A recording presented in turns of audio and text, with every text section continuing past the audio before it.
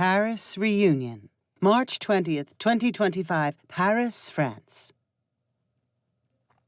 The flight from Atlanta, Georgia, to Paris's Charles de Gaulle Airport landed ahead of schedule. Elaine and Michael Lesueur staggered off the plane, through customs, and out to a line of taxis. They reached their tiny hotel room around 8 p.m. before walking a block to a perfectly French-looking sit-down restaurant for dinner. "I can't believe we're actually in Paris," Elaine squealed to her husband. "Everything's just the way I pictured it." Elaine attempted to speak French to their waiter. He answered her in English.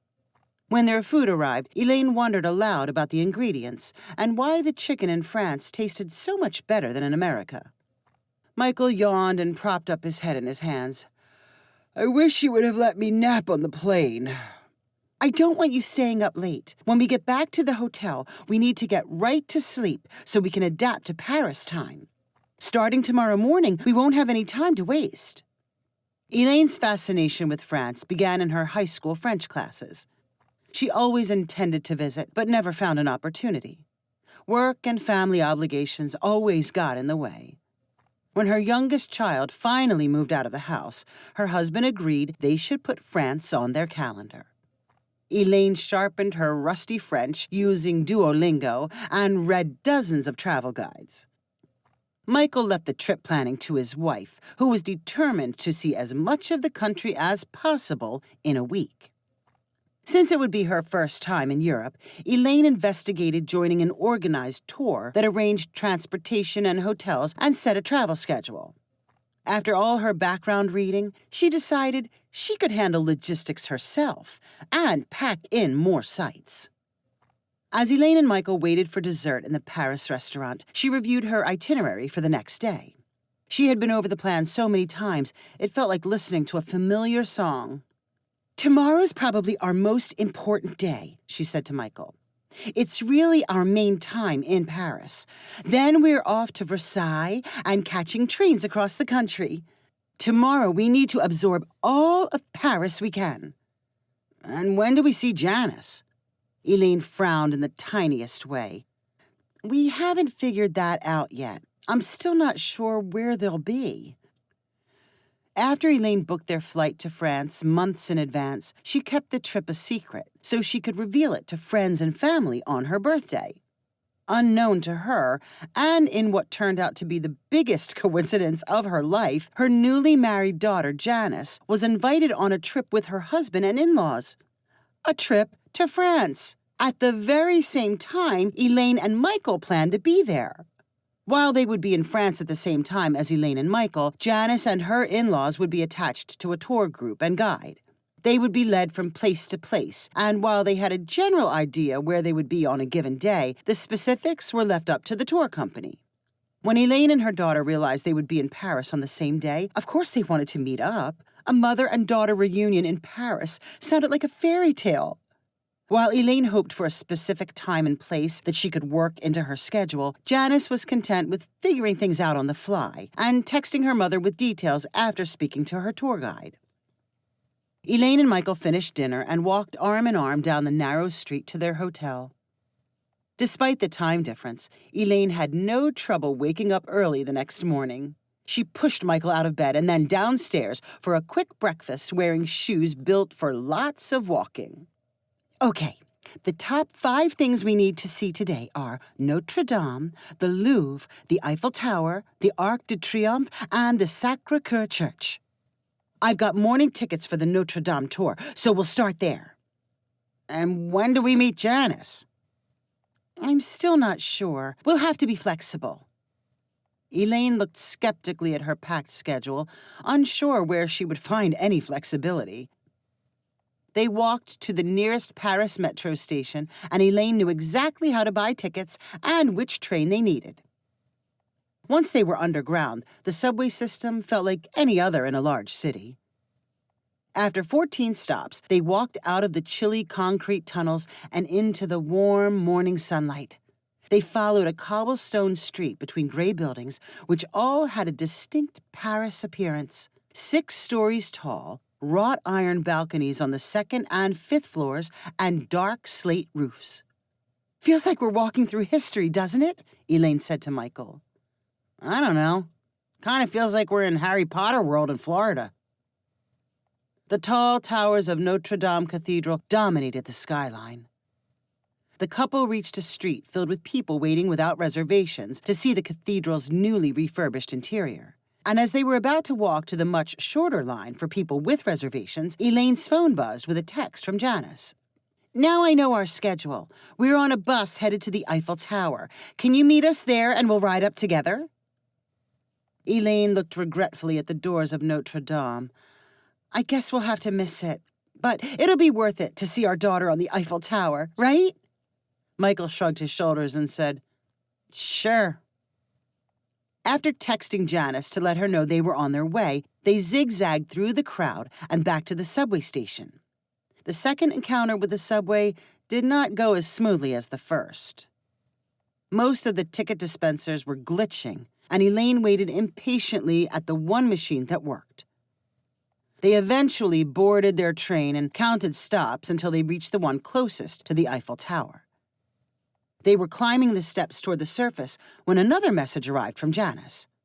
Where are you guys? We're leaving the Eiffel Tower now and driving to the Arc de Triomphe. Can you meet us there? Elaine huffed. Oh, I guess we're headed to the Arc de Triomphe. Back to the trains. Elaine and Michael backtracked several stations and got on another rail line. They finally emerged from underground to see the Arc de Triomphe in the distance.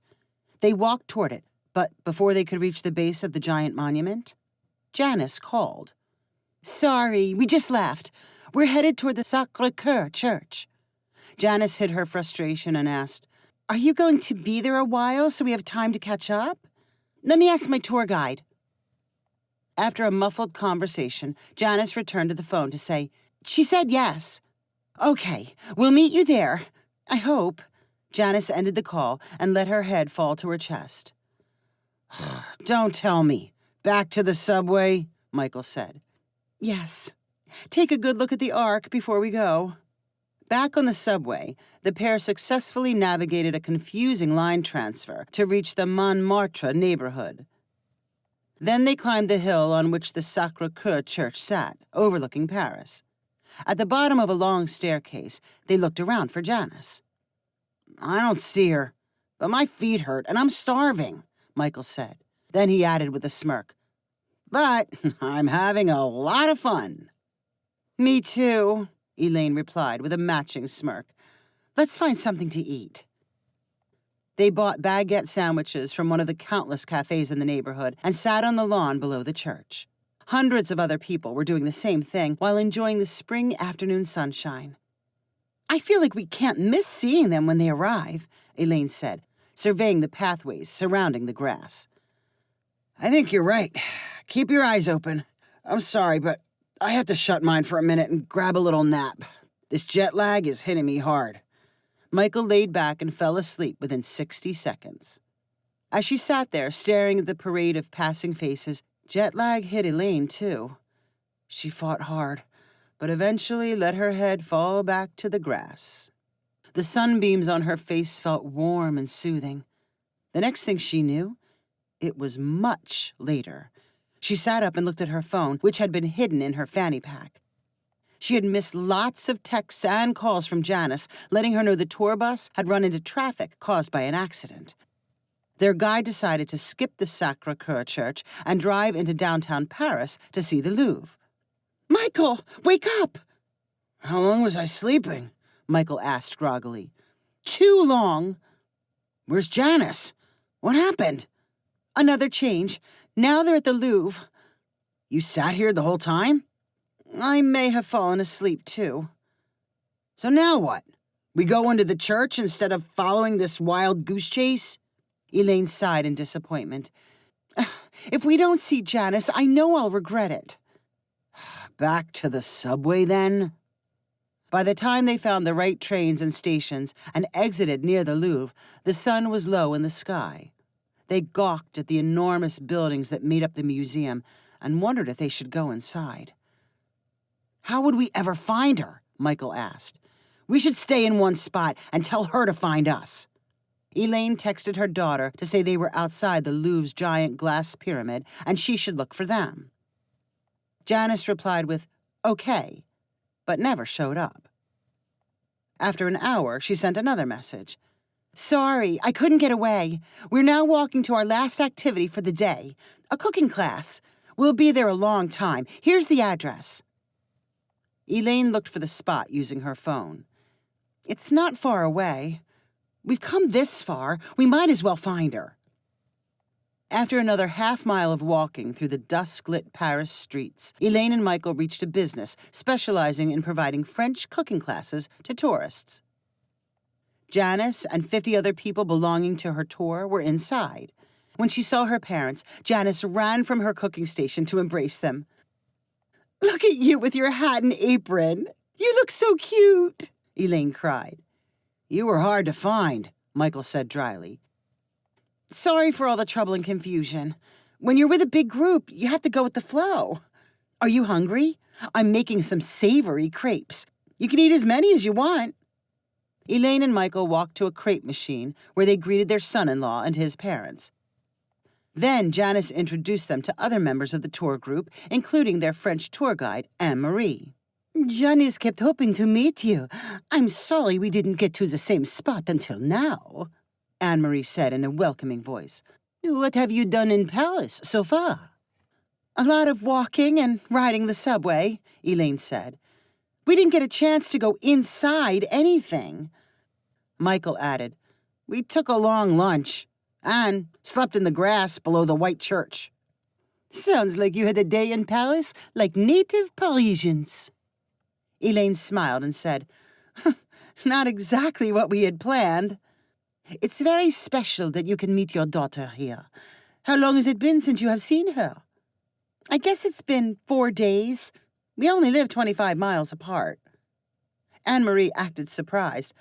"All this chasing around Paris, and you live that close? I assumed you lived on different sides of America." "No, practically in the same town. And you interrupted all your plans just to see her again? You must love your daughter very much." Elaine thought about the blown-up itinerary she so carefully researched. She had to smile at the ridiculousness of instead chasing Janice around the city. She turned to Anne-Marie and said with a laugh and shake of the head, "Your children make you do the craziest things." If you enjoyed this story, please rank it on the website 500ironicstories.com. Please subscribe on the website to get weekly updates as new stories are posted. And please share with friends using the convenient links available.